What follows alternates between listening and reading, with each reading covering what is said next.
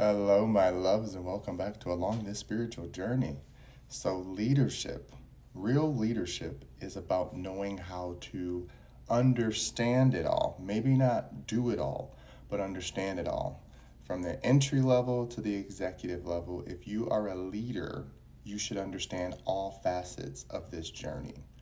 What I'm noticing in society right now is because someone has a certain level of accolades, or maybe because they have a certain amount of followers, that then this deems them a leader. I'm not jumping down anyone's throat or talking bad about them. But what's happening is people are now getting backlash when they give certain advice or information, and then people look at them like, wait a minute, aren't you supposed to be the one who's helping us understand what's going on? Again, you have CEOs talking about how their employees need to work harder and how they're ungrateful. In situations like this, where you start to recognize that people are not attuned with the emotional intelligence part of leadership. It's easy to be logical. I know a lot of people sit around thinking like, oh, they're so smart and they're so wise. It is easy to recite information that you studied and you retain, right?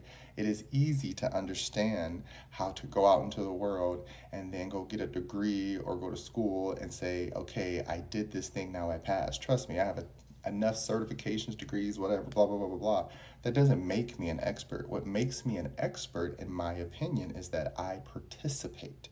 I engage in the process of learning. I don't just stop just because I make it to a certain level. Leadership is a continuous process of learning and growing and expanding your own experience so that you have wisdom to give back, so that you have wisdom to guide others. We keep getting lost in translation, believing that leadership means if you talk the loudest, if you have the most money, if you have the most assets, that's what leadership is. It is not. We can look at the world and the platforms that we have to represent leadership today, and you can tell a lot of these people are emotionally stunted. They're emotionally immature. They don't know who they are. They don't know what they are. They don't even know what they're doing in these positions. They just know they have a certain level of power. And that's the part of the polarized duality of being a leader, right? There's one aspect of you do all the work as far as setting up what it's supposed to look like, and then you delegate so that it can be executed. And if you're a good orchestrator or a good director, you can understand where each piece fits, and then you get the bigger picture. That is the power of understanding how to have strategy, right? That is the power in understanding what action and execution look like. But it's not just making sure that people do it the way you like. That's not what leadership is about either. It's not about trying to get people to bully others. It's not about trying to start a club where now you feel like, well, they're not participating in the environment that I like, so get rid of them. Leadership is about training. Leadership is about letting that person know, hey, what's going on? Where do you feel you're lacking, or where do you feel that you're not fitting in, or where do you feel that you need to understand more so that we can help integrate you into this community, group, whatever, right?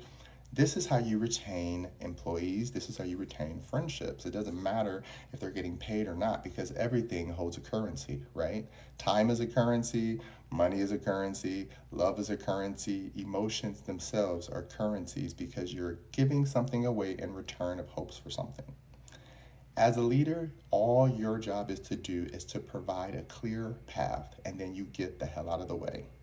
That's it. Don't sit there and try to be the main person that's getting all the attention because your name is on the headliner. That's not leadership. Leadership is saying, I know how to do it all, and I expect that because I can do it all, if all I need you to do is this part, show up and show out, right? Everyone loves the new Beyonce film. I haven't seen it myself, but I've seen snippets, and I understand that mindset. I understand that mindset of vision. When you have a vision, then you have to take time going through each piece of that vision to make sure that it's an operating part. And once that part is an operational part, that is not the whole machine. That is just a part that is integral to how it works. So when you are able to say, okay, as a leader, it's not always going to go my way. As a leader, I'm not always going to see it the way others see it. But as a leader, I have to swallow my pride, step out of my ego, step aside, and see what others are able to present. Because a lot of these leaders are losing really good connections and relationships with people who would do anything for them had they gave them the proper training, had they gave them the proper empathy of understanding, hey, I was a beginner once and now I'm trying to get to a level of mastery, and they hold space for them, right? It's not about you saying, well, they're not doing what I want them to do, so punish them. Do you understand how that sounds? Do you understand it makes it sound like you're someone's parent?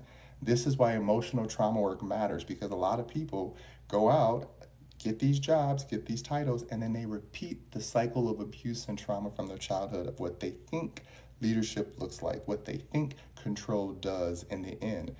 Control gets things done, but it doesn't mean that people are going to agree with you. It doesn't mean that people are going to like you.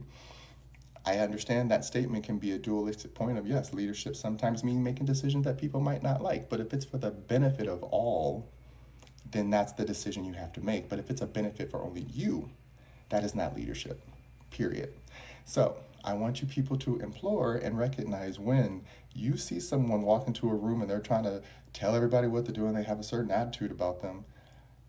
I don't do that whole alpha beta stuff. It exists for a reason, because we are all children once and we have to learn through give and take. Some of us learn from being passive and sitting back. Some of us learn from being action oriented and going and getting it. It's about the trifecta. It's about being that sigma energy, whatever word you want to use, as long as you understand that it is about a tertiary aspect of understanding that I can see the whole perimeter, I can see the whole blueprint, and I need to make sure that I have a team of people and a team of community that wants to support this vision. When you have that, trust them, love them, treat them with respect, because these are human beings with their own minds. They are not little tools and toys that you can use at your leisure and disposal, okay? So, leadership is about creating a path, a simple path. It doesn't matter how much work it took for you to clear that path, because as a leader, you took that first step. And it's not about punishing the people who come after you. Well, I had to do this and that. No one told you to, right? If you're being a leader out of vanity, it's always going to fall on your face anyways. You have to do it out of love. It has to be out of empathy. It has to be from a place that you see is needed, so that others don't feel so lost when they step into this journey as well. All right? I hope that makes sense. Love ya. Mwah.